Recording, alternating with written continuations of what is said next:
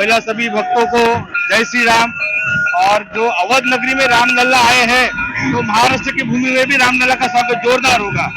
आज बजरंग दल की हमारे श्रवण सिंह राजपूत जो है वो हर साल रैली निकालते हैं और हम उसमें सहभागी होते हैं। बहुत बढ़िया रैली निकलती है। पूरा यहाँ का माहौल जो राम हर नस नस में राम भर जाते हैं और ये होना जरूरी है। आज हम महाराष्ट्र में जी रहे, भारत सरकार की हिंदुस्तान की भूमि में हम जी रहे, तो ये जरूरी है कि राम जी की रैली जोर से धूम से निकलनी जरूरी है। सर्व श्रीराम भक्तांना जय श्रीराम।